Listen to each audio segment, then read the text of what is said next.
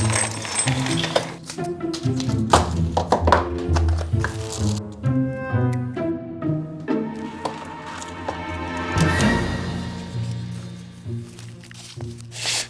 Christmas time all over my bench.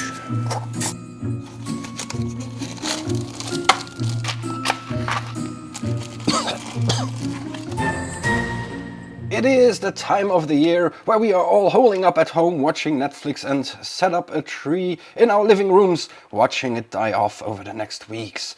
So not a much different situation as since March.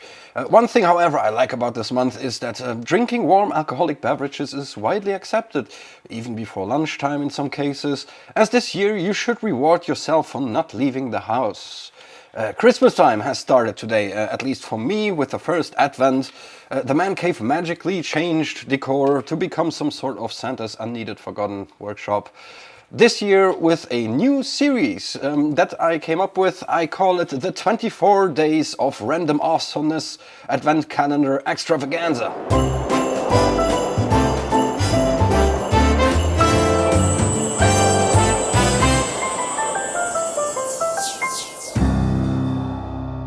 For the next 24 days, each day I will open one bag of my Advent Calendar of Awesomeness that is filled with plenty of random interesting things I want to show you. With random I mean it could be something technical I use at work, toys or electronics out of the 90s and 80s that at one point of my life caught my interest. Now let's get started and open the first bag of our Advent 2020 Advent Extravaganza thing. Let's take it over here and put this on here. It's pretty heavy actually. And of course I packed all the stuff up already. I mixed them through, but of course due to the weight and form factor I can guess what it is because I packed them myself. But you don't, so let's open up the first bag. Let's see what we have. And if I remember correct, and I do, I had a conversation with my Patreon Steve the other day about backlight, and well, look at this. Let's put this out. Let's take this here and put the bag away. Now, what is this? Well, this is one of the first commercially available professional smoke machine. It's called the 1963 FogMaker, I think. And it's from the brand MoleEffect, the guys who are making professional lighting fixtures for movies. So yeah, this is one of the first smoke machines ever made. And I think the name 1963 could be the year they started producing them. And basically you see it's pretty massive. This is backlight. And a very awesome thing about this is, well, they don't use a pump in there. They use a pump, but it's basically a hand pump. The same thing you have in a sprayer. And you see this machine is already heated up and you see it's not plugged in. Well, that's because we have a thermal ceramic heater block that stays warm for almost an hour. Depending on use, of course, I would say you can use this machine for like 30 minutes without plugging it into the mains. You have your reservoirs here for the liquids, and you have the heater block, you have the pump, you have a little indication light, you have two reservoirs. I will come to this later, and you have a little weird, oops, I will blow out the candle. You have a little weird plug here. I think they replaced it over the years with a standard, nowadays standard connection. You also have this little weird looking plug, and you plug it in. And you plug this in. This, by the way, of course, is the 230 volt version. They have a 110 volt version as well. Plug it in, you see there is a little indicator light, and this is basically the only, well, can you call it electronic component that is in there, besides probably something to regulate the heat to not overheat this machine. And we have a couple of these machines. We also had like battery powered ones, but well, first of all, the battery went bad over time, and also it is again something new. You have to charge and keep charged, and you know, keep an eye on the batteries over years because they will die, and that's something you definitely don't want on a movie set. So these machines, they don't use batteries, they use thermal heating, and they just stay warm and they work like a charm.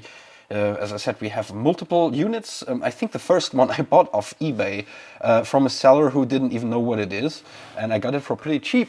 And yeah, since I used it once, I really fell in love with the principle of this machine, and I start buying them. And also you have, like, I forgot that, you have a little indicator here. This is like just a piece of metal that comes out when the reservoir is filled, and there's basically a little piece of foam that swims in the reservoir, and that just pushes up this little metal spike.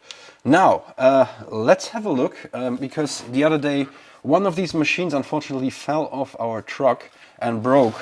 So it broke the handle, and also like the main chassis that that keeps everything together in a single unit. So I had to order some spare parts. And by the way, the ridiculous thing is you can still order these exact machines, and you can get them on B&H, you know, that huge broadcasting and film equipment reseller in New York, I think they are. And you can order them. They will put in an order at Mole & Richardson, and they will make you one of these machines. It takes about a month or 6 weeks to get it. But isn't it awesome that something like this still exists and still is being made? So as the other machine broke, I ordered some spare parts, and I can show you this.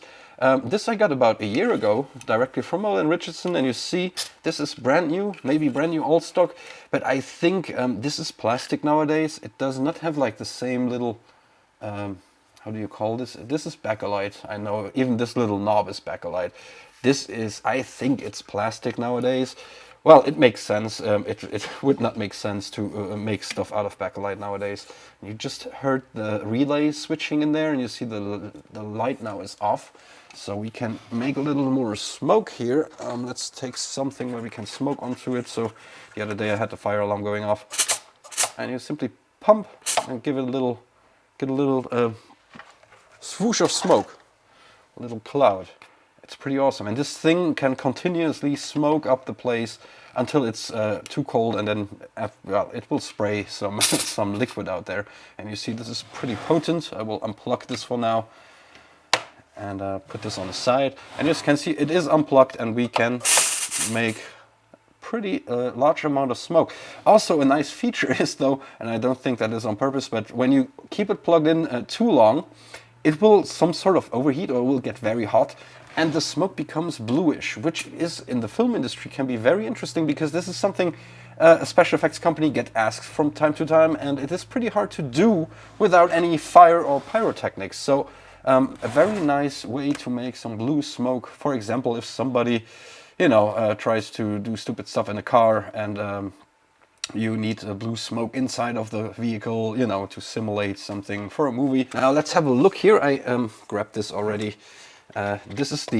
These are the guts, actually. As you can see, this is broken here. This is because it fell. And you see this is very heavily machined. There is no little plasticky stuff that can break easily. This is all metal. This is so nicely made.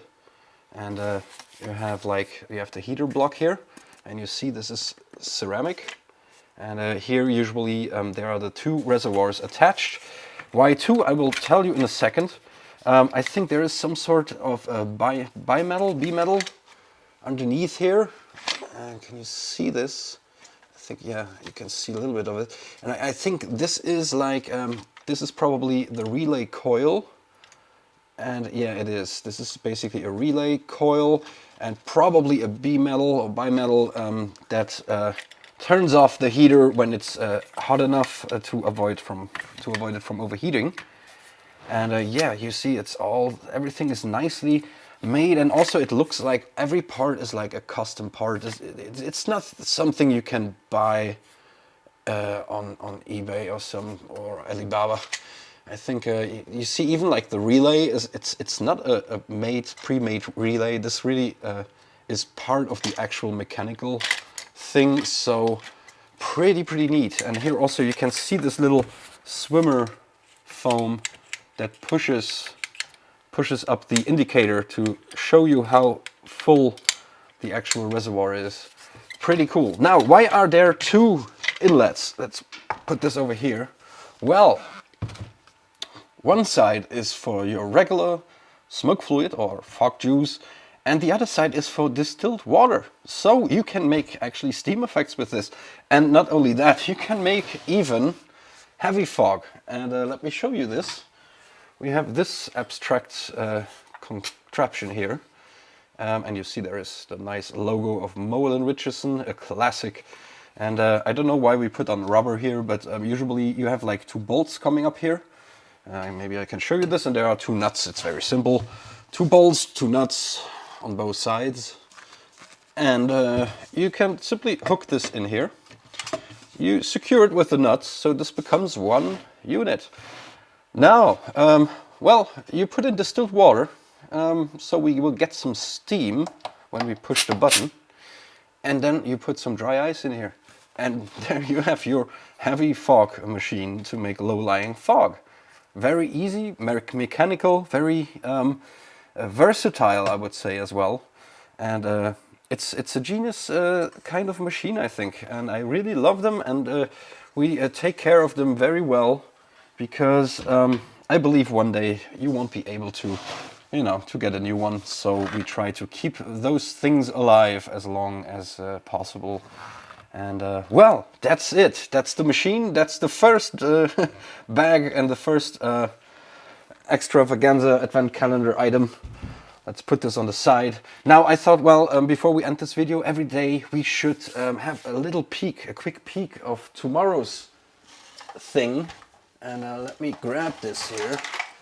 And I have to be careful to not show what's in there, because they are a little translucent, these bags.